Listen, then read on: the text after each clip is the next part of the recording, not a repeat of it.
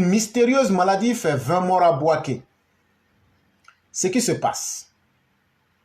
Le mal mystérieux qui frappe depuis décembre 2022, Po Kahankro, un village de Bouaké, au centre de la Côte d'Ivoire, a fait 20 morts, principalement des enfants. Selon un nouveau bilan obtenu le jeudi par l'AFP, des sources locales. Les autorités ivoiriennes annoncent 16 décès, dont 13 enfants et 3 adultes.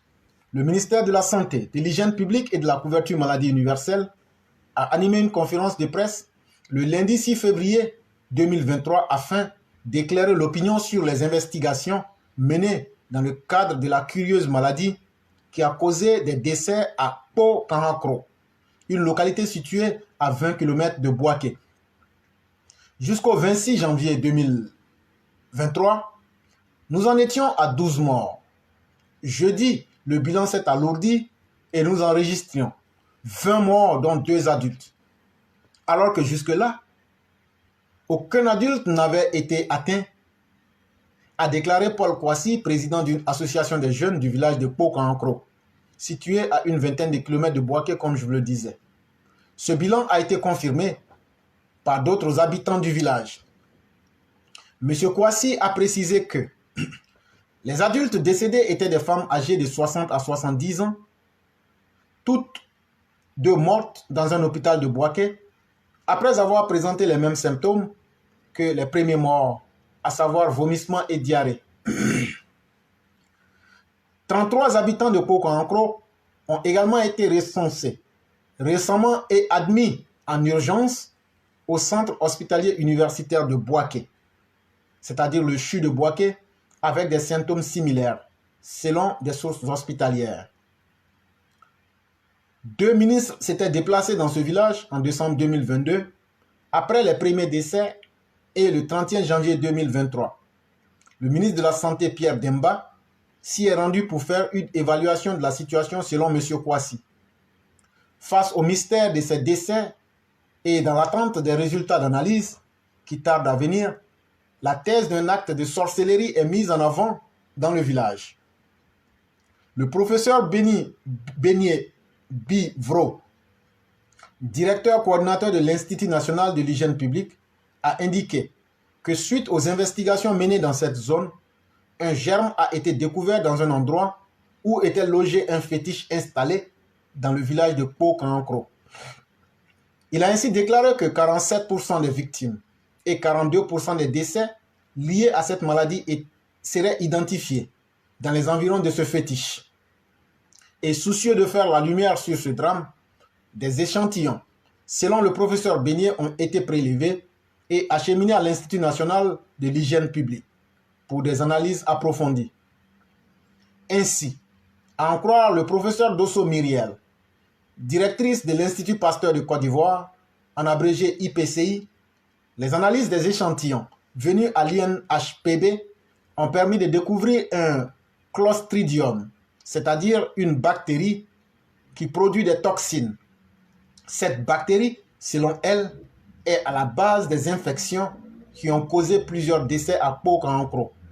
Pour sa part, le ministère de la Santé, de l'Hygiène publique et de la couverture maladie universelle, Pierre Ngou Demba, a fait savoir à l'auditoire qu'un système de prise en charge avancé a été installé dans le dit village dès le premier signal de cette maladie. Ce dispositif, au dire du premier responsable du système sanitaire ivoirien, composé d'infectiologues, d'épidémiologues, a permis, grâce à la qualité des soins et surtout à la promptitude dans la prise en charge, de canaliser cette maladie et réduire considérablement le nombre de décès. C'est pourquoi, du haut de sa tribune, le ministre de la Santé a saisi l'occasion pour adresser ses vives félicitations aux agents de la santé qui ont fait preuve de professionnalisme, d'abnégation et de résilience. Il a par la suite ajouté qu'à la date d'aujourd'hui, parmi les 34 malades hospitalisés, 24 d'entre eux ont pu regagner leur domicile après la prise en charge subventionnée. Fort donc de cela, il a affirmé sans sourciller que la maladie est désormais sous contrôle. C'est un article qui a été tiré d'Afrique sur 7. Et, mesdames et messieurs, pour simplifier la chose, on dit qu'il y a un village de Boaké là. Un village qui a 20 km de Boaké. Le village s'appelle Pokankro. Depuis pratiquement décembre, on voit que des gens meurent, mais c'est une mort bizarre, on ne comprend rien dedans. Et dans un premier temps, on a pensé que c'était les sorciers. Mais après, quand les gens ont bien observé la maladie, on a constaté qu'il y a un fétiche dans le village là-bas. Et tous ceux qui ont contact avec ce fétiche-là, ou bien qui s'approchent, il y a des microbes qui ont été créés. Et en fait, ces microbes-là, une fois que les gens ont contact avec ces microbes-là créent des toxines, c'est comme des poisons. Et donc, ça crée la maladie. Et il y a au moins plus d'une vingtaine de personnes qui sont mortes. Et donc, comme à nos habitudes, plutôt que d'être dans la raison, c'est le branle-bas. Mais les autorités sanitaires, après avoir observé la situation et effectué ce qu'elles devraient faire, on a pu comprendre l'origine de ces morts et surtout, aujourd'hui, tout va bien, puisqu'on sait de quoi il est question. Mais en réalité, il faut reconnaître une chose. Je ne critique pas l'animisme, je ne critique pas la religion, mais je critique des comportements dans ce cas spécifique. Je ne suis pas contre ceux qui croient aux fétiches. Je ne vous demande pas de ne pas adorer vos fétiches. Mais si vous devenez propre pour adorer vos fétiches, là, ça fait quoi? C'est pas seulement... Quand tu prends tous les féticheurs africains, ils sont sales. Et puis vous sentez. Je ne sais pas si c'est la marque qui fait que les gens peuvent vous respecter, ou même si c'est votre marque de fabrique. Mais une religion même qui est basée sur la saleté. Quand on te dit que quelqu'un est un féticheur, c'est les trucs sales là, il sait faire. Quand on dit que quelqu'un est dozo, c'est un habit qu'il porte pendant 10 ans qu'il ne lave pas. Quand on dit quelqu'un est combien, quand tu t'en vas dans son sanctuaire, tu ne peux pas respirer. Quand on dit quelqu'un est nganga, quand tu t'en vas dans la forêt, tu ne peux pas respirer. Odeur. Mais finalement, comment vous voulez que les gens aiment votre religion si vous êtes sale? Et voilà un des exemples de cette saleté-là. Tellement le fétichisme est devenu sale. Jusqu'à même ça crée même aujourd'hui des poisons qui tuent la population. Devenir propre là, ça ne coûte pas cher. Et la première source de toutes les maladies, c'est d'abord la saleté. Quand tu es sale, tu es malade dans tous les sens. Et ça, je vais vous donner un exemple. En Europe, il fut un temps où il y avait une maladie dangereuse qu'on appelait la peste noire. Cette maladie a dévoré, je dis bien, a dévoré des millions d'Européens. Mais les gens n'arrivaient pas à comprendre qu'est-ce qui fait que cette maladie-là existait. Et les gens étaient dans le désarroi, mais la mort continuait à frapper. C'est plus tard que les gens vont prendre le soin d'observer correctement et ils vont comprendre que partout où il y a les rats, les souris, cette maladie-là prolifère là-bas. Cette maladie-là prospère là-bas et les gens meurent. Mais toi, ton fétiche là est là, c'est sale. Tout le monde a accès à ça. N'importe quoi peut avoir accès à ça.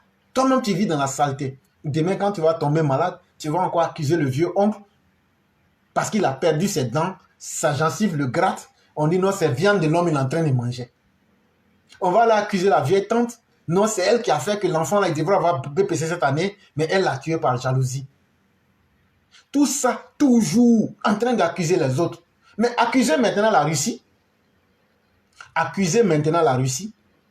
Et même fétichisme vous faites là. Vous ne valez rien dedans même. Je parle de tous les Africains. Fétichisme qu'on fait là, on ne vaut rien dedans. C'est nos ancêtres qui savaient se faire respecter là. Eux, ils ont pris fétichisme et puis ils ont aveuglé les Blancs quand ils sont venus. On va me dire, mais après, ils ont eu raison d'eux. Oui, ils ont eu raison d'eux parce que parmi nous-mêmes, en très bons Africains, en très bons traîtres, il y a certains qui ont corrompu et qui ont donné les secrets de nos villages. Et c'est pourquoi quand ils sont venus, ils ont ciblé donc les prêtres et nos connaisseurs qu'ils ont traités de sorciers avant maintenant de les abattre et avant maintenant de nous animaliser dans les esclavages et jusqu'à la colonisation.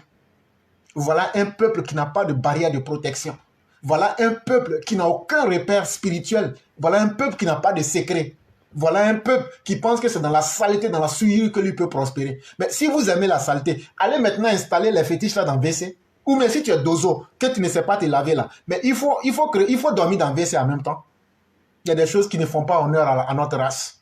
Ayons le courage de nous dire. Il y a des choses qui ne font pas honneur à notre race. Quand quelqu'un est propre là, même si tu ne l'aimes pas là, au moins là, sa présence ne te gêne pas. Mais toi tu es là, et puis ils aiment prendre choses comme on appelle transport en public. Surtout les dozos. Ils aiment prendre baka ou mes bus ou bien tout pour rentrer dans le truc. Mais toi-même quand tu te regardes là, tu es une arme de destruction massive. Ton odeur là, c'est une arme de destruction massive. Frère, pardon, il ne faut pas... Quand on est dans le baka là, surtout en plein 15 heures, pardon, il ne faut pas rentrer. Ou bien dans le bus, pardon, faire à cause. Et puis, non, je m'en vais au plateau si je suis gardien là-bas. Et donc, si tu n'es pas sale, on ne sait pas que tu es gardien.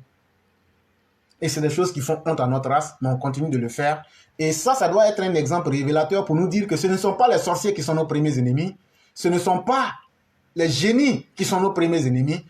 Nos premiers ennemis, c'est d'abord notre insouciance à être propre. On n'aime pas être propre, comme c'est le cas que vous avez vu là. Mais surtout aussi, notre insouciance à ne pas accepter les faits. Aujourd'hui, là, dans toutes nos contrées, allez dans les petits villages aujourd'hui, tout le monde est en train de chercher l'or. On prend le mercure, on verse dans les eaux. On n'oublie pas qu'il y a un lien. Il y a les nappes phréatiques.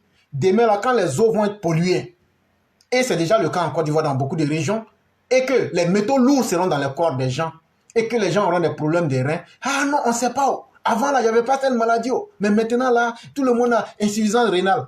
Mais les métaux lourds sont dans ton corps.